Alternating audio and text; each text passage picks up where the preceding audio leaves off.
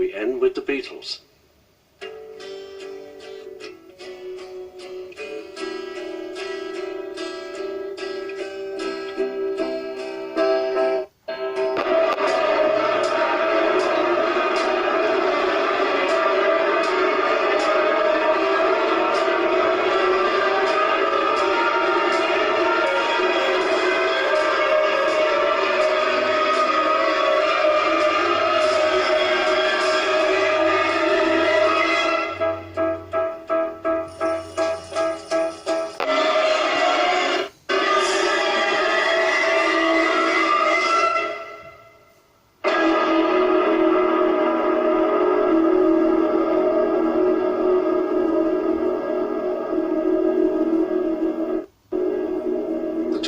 Is now 3 o'clock, and pirate BBC Essex from the LV-18 is closing down.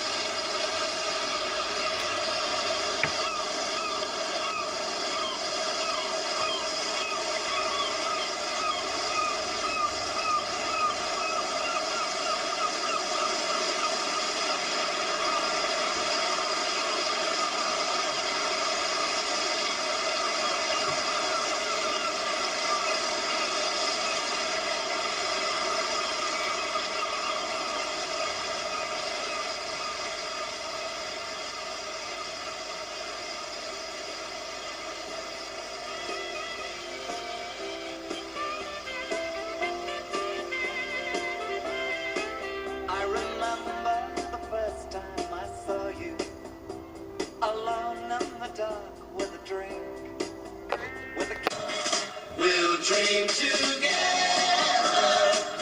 just me and Caroline, Caroline, Caroline. Good afternoon, welcome. This is Radio Caroline, Pirate BBC Essex, and Manx Radio. Whoever would have thought it, hey? Pirate BBC Essex.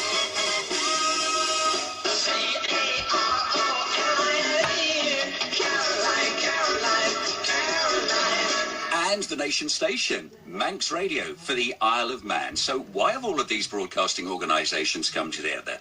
Well, 50 years ago, Radio London had just closed down. Caroline remained defiant. We were about to lose Radio 270 and Radio Scotland. The last of the pirates was to be Radio Caroline.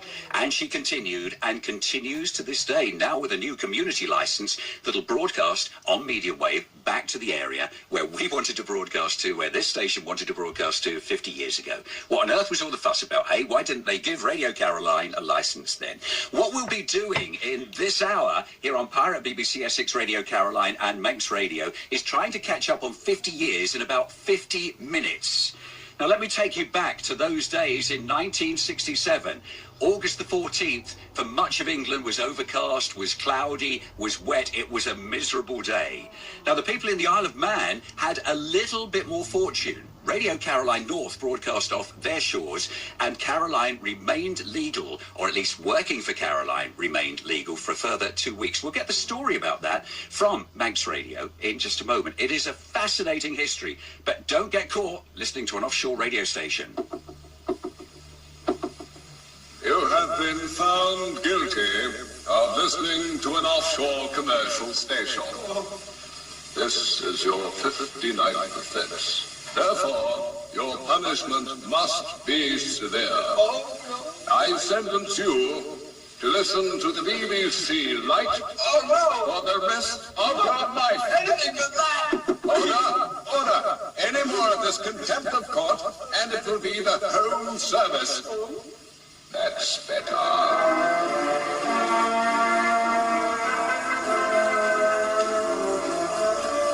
Sounds a bit draconian, but that really was the way it was. Thank goodness that Caroline continued. That's what many, many, many thousands, millions at the time said. But a lot of people might not realise that Caroline just continued on and off over those years, and other offshore radio stations as well. We'll try and bring you a bit of that history with the BBC, who inform, educate and entertain, and we intend doing that this afternoon with Manx Radio. From Manx Radio is Chris Williams. Chris, you can tell us just a little bit about what happened on the Isle of Man after August the 14th. Well, after August the 14th, 1967, there was this had been going on for about a year or so before that, Ray, where the British government had been saying to the Manx government, look, you can't have a radio station broadcasting in your territorial waters.